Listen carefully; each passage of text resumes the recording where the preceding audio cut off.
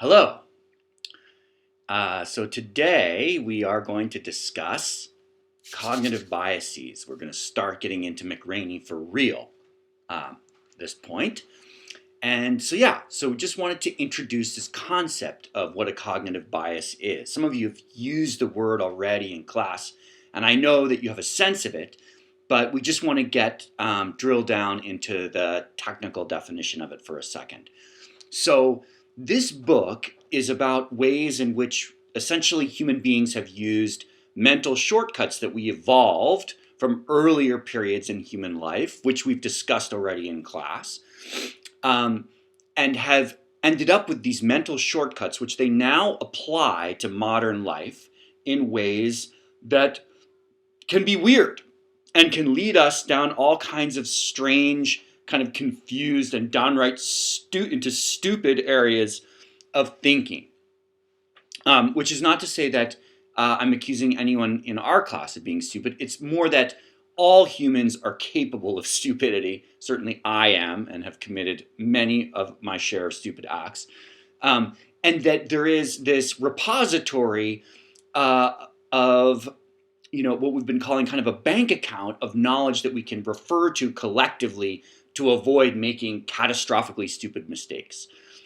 So the first thing that humans do is we use shortcuts because the world is very confusing, and a lot of times we spend time convincing ourselves of the fact that we know more than we do. In other words, psychologists and economists and other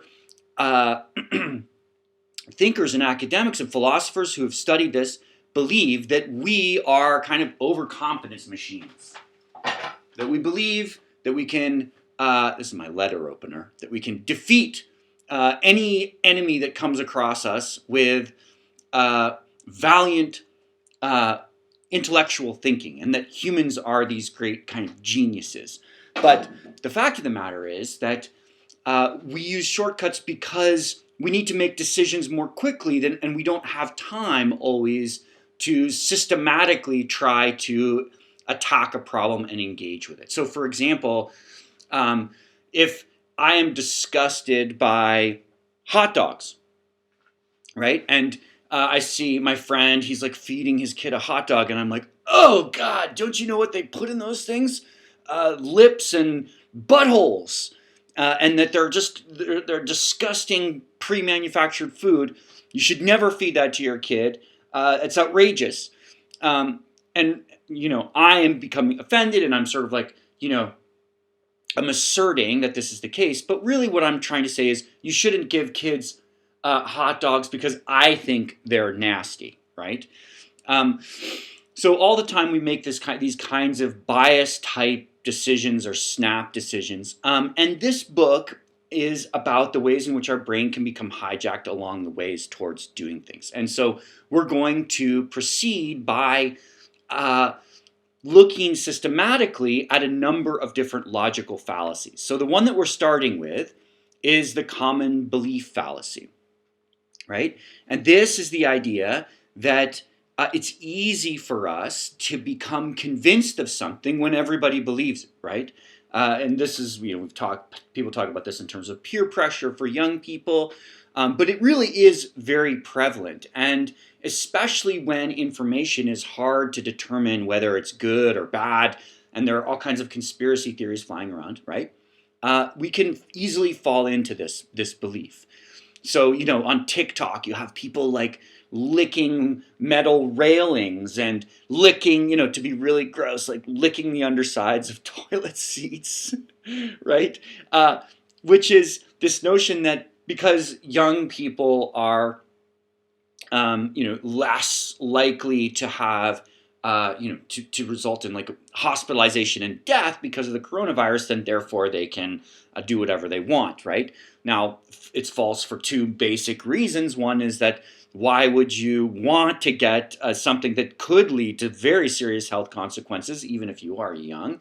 And two, of course, you have a literal social responsibility not to make it more easy for this virus to spread, and for older, more vulnerable people like your own grandparents to come down with the disease and die a horrible death. And I hope that none of that will ever happen to anyone in this class.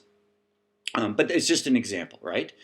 So, McRaney starts out by pointing out that beliefs about the world, common beliefs about the world, that to us seem very strange, overlapped with periods of like technological advancement and amazing inventions happening. So, as he points out, we invented an airplane in a country in which people still held very antiquated and primitive beliefs about women and their decision-making power. So for a long time, it was believed that females are sort of inherently irrational and that therefore they can't be entrusted with any kind of decision-making of consequence, right? So that voting, for example, would be very stupid to allow women to even undertake such a thing. And obviously, any kind of a powerful position of in the public sphere would be unwise to give to a woman because she would make some kind of illogical, irrational mistake. So this is all nonsense, right? And we understand this now. But even at a time in which people were developing advanced weaponry and communications technologies, there was still a number of people. This belief was still very widespread, even in technologically advanced societies.